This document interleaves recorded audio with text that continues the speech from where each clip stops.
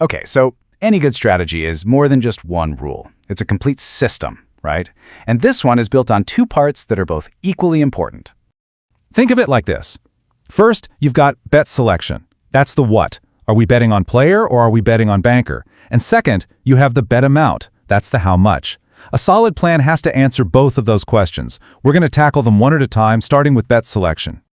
Let's get right into it. The first piece of the puzzle, bet selection. The whole system is built around this simple little pattern called SSO, and it's basically the engine for every single decision we make. SSO, it just stands for same, opposite.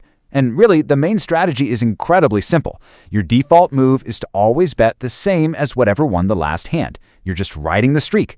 That opposite part, it only comes into play when very specific things happen, and we'll get to those in a minute. So here's the basic loop. First hand, you just watch. No betting. After that, your job is easy. Bet on whatever just won. If player won, you bet player. If you win that bet, guess what? You bet player again. Now what if you lose because banker won? Your very next bet is on banker. You're always following the winner. Let's look at this on a scorecard. So, the first outcome we see is player. That means our next bet is on player. And look, we win. The last result was player, so we bet player again. And we win again. See how that works? As long as we keep winning, we just keep betting down that same column following the streak. But streaks don't last forever. So what happens when that simple flow breaks down and you start losing? This is where the system gets really interesting and introduces some very specific rules. Now, this is a crucial point. A single loss doesn't change a thing. You just follow the new winner, right? But 2 losses in a row, that's like the system's alarm bell going off. It's a signal that just following the trend isn't working, and it's time to take a little detour. Okay, watch this closely. Let's say we bet on player, but banker wins. That's loss number 1. So following the rule, we now bet on the new winner, banker, but player wins. That's loss number 2. See? 2 in a row. Now the special rule kicks in. The last hand was player, but because we're on a 2-loss streak, we bet the opposite, which means our next bet is on banker. So what happens if that opposite bet also loses? Well, hitting 3 straight losses is kind of like the emergency brake.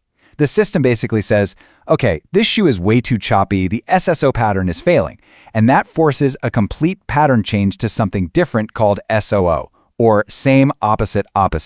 So now we have our rules for what to bet on. Let's get to the second half of the system, money management. How much do we actually put on the table? This system uses a betting series, which is just a fancy way of saying you have a pre-planned list of bet amounts, and you always start at level 1. For our example, we'll say that's a simple $5 bet. So here are the 4 money rules. If you lose, you just move up 1 step in your series. Easy. But if you win, you do something called a parlay, or as this system calls it, the hammer. You take your original bet, plus all your winnings, and you bet it all on the next hand. If you win the hammer, you've made a great profit, and you go all the way back to your starting bet. It's definitely a high-risk, high-reward move, but it's designed to really cash in when you get a win. Okay, theory's great, but let's see how this actually works. We're going to put both parts together, the SSO bet selection and the hammer betting, and run through a full example, hand by hand. Let's say we start with $100. Our first bet, level 1, is $5. We bet on player and it wins. Awesome! Our bankroll is now $105. The rule says a win triggers the hammer, so our next bet is $10. But we lose the hammer. Ouch! Our bankroll drops to $95, we've got 1 loss on the board, and we move up to the next level in our betting series, which is $6. So we bet our $6 following the last winner, but we lose again. Our bankroll dips to $89. And that's our second loss in a row, which means we trigger the bet opposite rule.